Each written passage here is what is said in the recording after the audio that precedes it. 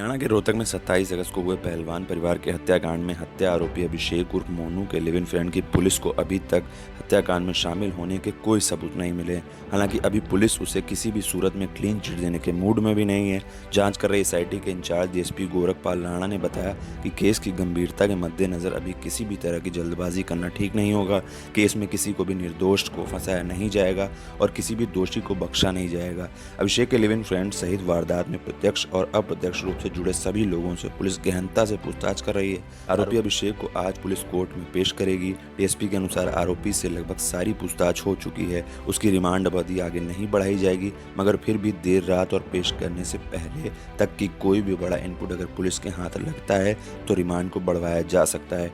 रोहतक की झज्जर चुंगी स्थित विजयनगर की बाग वाली गली में पिता बबलू पहलवान, मां बबली, बहन तमन्ना उर्फ नेहा और नानी रोशनी देवी की हत्या के मामले में मोनू पुलिस रिमांड पर है। रिमांड के आखिरी दिन अभिषेक ने कई और राज उगले। मोनू ने बताया कि उसे सबसे ज्यादा रंजिश बहन तमन्ना से थी।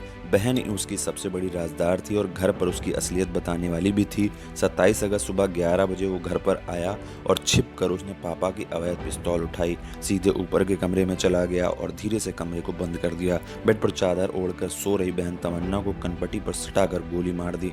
अभी तक मोनू कह रहा था कि नानी पिस्तौल चलने पर नेहा को आवाज लगाती ऊपर आई थी। माँ भी खाने के बारे में पूछने के लिए ऊपर आई थी। आखिरी दिन मोनू ने इस पूरे प्रकरण को लेकर नई कहानी बता दी। उसने कहा कि बहन को गोली मारने के बाद उसका मुंह तकिए से ढक दिया। इसके बाद नानी को आवाज लगाकर बहाने से ऊपर बुलाया। नानी के आने और कमरे में दाखिल होने के बाद वो पीछे खड़ा हो गया और एकदम गोली मार दी। इसके बाद नीचे गया और मम्मी को आवाज लगाई कि जल्दी से ऊपर आओ। नानी को पता नहीं क्या हो गया है। माँ बबली जल्दी जल्दी में ऊपर कमरे में पहुंची। पीछे वो दौड़कर आया और माँ के कमरे में दाखिल होते ही उसने पीछे से गोली मार दी। मोनू के मुताबिक उसने अपनी माँ के गहने उतारे और तीनों को कमरे में बंद कर दिया, बाहर से लॉक कर दिया। चाबी साथ लेकर नीचे पापा के कमरे में चला गया। कमरे में उसके पिता बबलू पहलवान चारपाई पर लेटे थे और फोन पर बात कर रहे थे। उसने पीछे से खड़े होकर माथे में पिस्तौल सटाकर 2 गोलियां मार दी।